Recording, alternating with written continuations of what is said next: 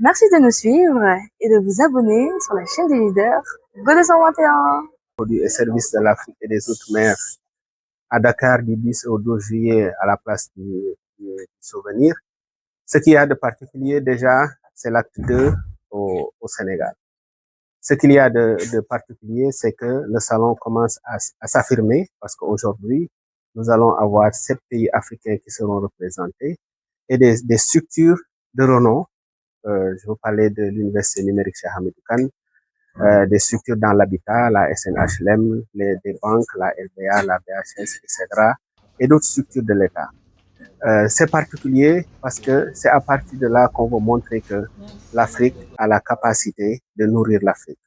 C'est à cette occasion qu'on a l'opportunité de montrer que on peut arriver à la souveraineté économique parce que la jeunesse africaine a du talent, la jeunesse africaine a de l'imagination, la jeunesse africaine a des capacités. Et nous voulons montrer ça à travers le partenariat avec l'Union monétaire et économique ouest-africaine de l'UEMOA,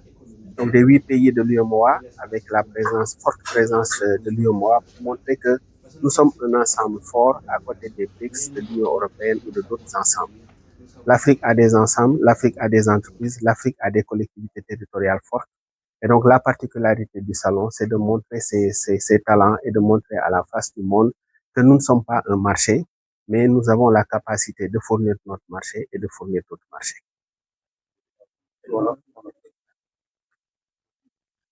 Alors, la particularité de cette année, c'est que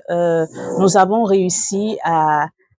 ramener les institutions importantes, notamment comme l'UEMOA, notamment comme l'Union nationale des chambres de commerce, et qui sont des institutions qui, avec nous, donnent du sens et de la crédibilité à nos différentes missions. Vous savez que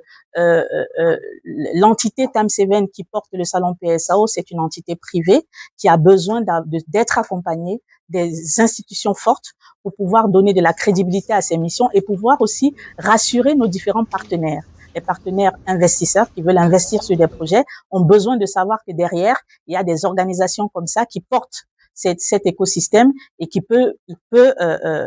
avec eux, pouvoir obtenir certains résultats factuels. Alors, je suis Armelle Ngouni, CEO de l'agence événementielle TAM7, promotrice et commissaire générale du Salon international PSAO. J'ai déjà commencé par remercier le président, M. Serigne Mboup, qui a eu confiance au Salon international PSAO et qui a accepté de nous accompagner à l'acte 2 de cette organisation et avec qui nous avons signé un partenariat sur plusieurs années dans le cadre d'un accompagnement. Ça, c'est un geste important dans le cadre de nos différentes missions, parce que je tiens à le rappeler, le Salon international PSAO n'est pas qu'un événement où on fait de l'exposition, vente, conférences et ateliers, c'est aussi un salon qui se veut être un écosystème dans lequel, à travers nos différents partenaires, y compris l'Union nationale des chambres de commerce, d'industrie et d'agriculture du Sénégal, nous accompagnons les collectivités territoriales, les institutions, les entreprises, les porteurs de projets dans plusieurs domaines, notamment dans le renforcement des capacités, dans les connexions avec les entreprises de la sous-région ou à l'international, et même dans les levées de fonds publics-privés. Donc, le Salon international PSAO est aussi cet outil qui va accompagner la mise en œuvre de la ZLECAf, parce que c'est important, la zone de libre-échange intercontinentale, c'est important de pouvoir utiliser des outils comme le salon PSAO pour interconnecter les différentes régions, pour interconnecter les entreprises et surtout permettre aux uns et aux autres de savoir qu'il y a un outil qui existe, il y a un outil qui peut